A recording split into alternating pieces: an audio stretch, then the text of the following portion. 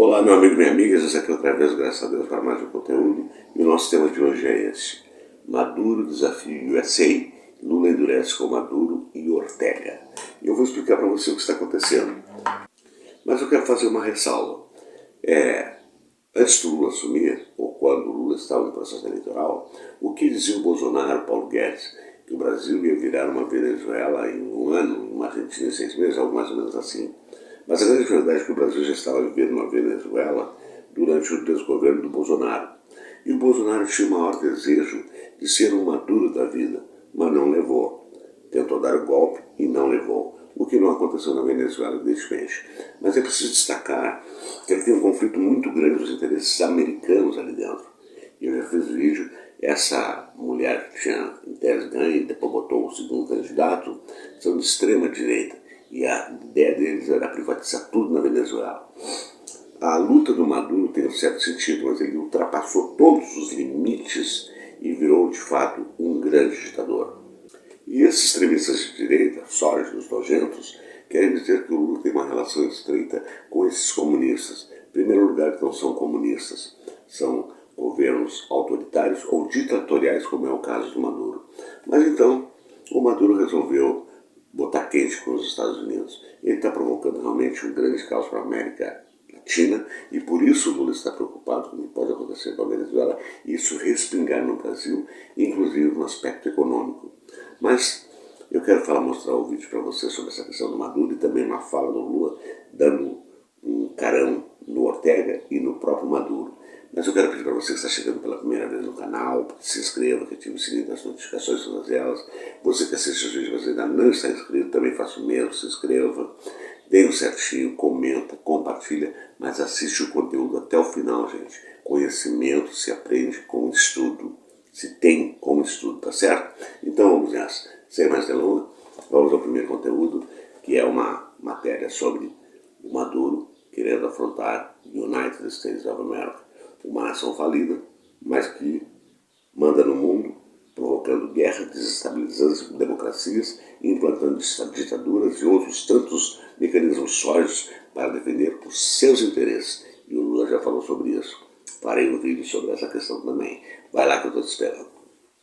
O ditador Nicolás Maduro lançou um desafio para a maior potência militar do mundo, falando como se estivesse lidando com um oponente qualquer, como se os Estados Unidos da América fossem uma força que ele pudesse provocar e esperar impunidade. Maduro continua a se esconder por trás de seus generais corruptos e seu aparato de repressão. Os generais mais fiéis ao ditador, alguns já foram para debaixo da terra graças aos temidos Navy SEALs, outros acabaram desertando com medo de ter o mesmo fim. Agora sobraram alguns poucos que logo terão o mesmo destino, ou desertam para evitar uma morte miserável, ou vão sofrer as consequências. A história mostra que regimes como o de Maduro desmoronam sob o peso da própria fraqueza. Enquanto o povo da Venezuela sofre, o ditador se vangloria de manter um poder construído sobre medo e violência. De acordo com o maior general do exército em atividade, Randy George respondeu ao desafio do ditador, dizendo que não tem mais o que ser discutido, só uma solução para o problema que acontece na Venezuela. E isso George falou de forma clara e contundente. Através da força, Maduro não entende outra coisa a não ser com violência. Então é isso que ele terá. E pelo que tudo indica, o general tá doido para chegar na porta do ditador e der o que ele realmente merece. Aí está, mas a grande verdade é que a fala daquele general, vai é tudo ou nada, vamos ver, não é bem assim, porque os Estados Unidos dependem do petróleo da Venezuela e a Chevron, que já investiu milhões na extração de petróleo na Venezuela, já deu um toque ao governo americano, olha que vamos com calma aí, vocês vão nos ferrar, nós já botamos um monte de dinheiro aqui, vocês querem acabar com o nosso negócio? Mais ou menos isso. Então, mas, de fato, o Maduro está esticando a corda.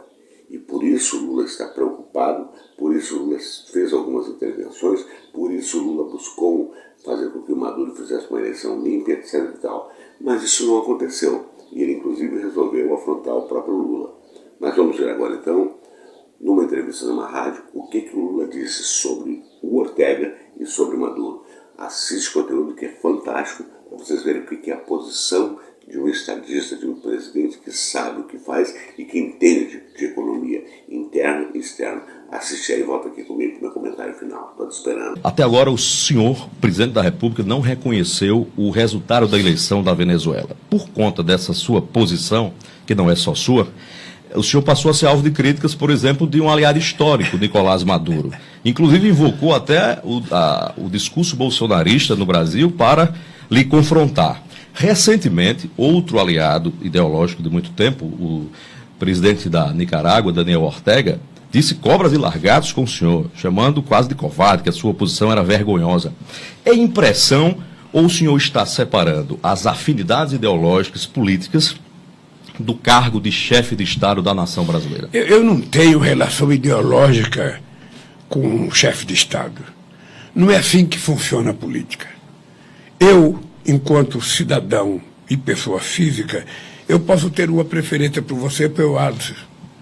Mas, enquanto chefe de Estado, eu tenho que tratar todo mundo em igualdade de condições. Eu sempre me preocupei com a Venezuela, porque o Brasil tem 1.600 quilômetros de fronteira com a Venezuela, porque o Brasil tinha um superávit com a Venezuela de quase 4 bilhões de reais, porque eu gostava muito do Chávez, e o Chávez criava muito problema e eu ajudava a resolver o problema. É importante lembrar que antes de eu tomar a presidência em 2002, antes de eu entrar na presidência, o Chávez me ligou para me atender, sabe, um pedido dele de mandar um navio de combustível porque a PDVSA estava em greve. E o Fernando Henrique Cardoso não quis tomar a decisão sozinho, falou para o Chávez, liga para o Lula que ele foi eleito presidente da República. E o Chávez me ligou em 2002, antes de eu tomar posse. Pois bem, depois eu tomei posse, com 15 dias que eu tomei posse, 15 dias, eu fui para a posse do presidente do Equador. Lá encontrei com o Chávez. E lá estava com um problema na Venezuela de briga entre o Chávez e a oposição. Nós criamos um grupo de amigos, sabe, que participava Brasil, Chile, acho que o Canadá ou a França, e os Estados Unidos e a Espanha. Eles ficaram putos da vida quando eu coloquei os Estados Unidos e Espanha. E por que eu coloquei Estados Unidos e Espanha? Porque se eu queria criar um grupo de amigos da Venezuela, não era do Chávez, eu tinha que colocar gente que a oposição, sabe, tinha contato. Então, nós conseguimos resolver, foi feito um referendo na Venezuela da forma mais democrática possível. Lamentavelmente, o Chávez morre e entra o Maduro. Quando o Maduro tomou posse, eu mandei uma carta pelo Maduro, mandei uma carta pela Dilma para entregar para o Maduro, de coisas que eu achava que seria importante ele fazer para não repetir a mesma divisão que tinha com o Chávez. Eu, sinceramente, não sei o que o Maduro fez. Ele fez uma opção política. Eu tomei muito cuidado de reunir o México e a Colômbia para a gente tomar a decisão conjunta. O presidente López Obrador do México resolveu não assinar, porque ele está apenas a 15 dias de deixar a presidência, ele resolveu não assumir. Então ficou eu e Petros. Então, o que nós estamos exigindo? Veja, a Venezuela tinha um colégio eleitoral.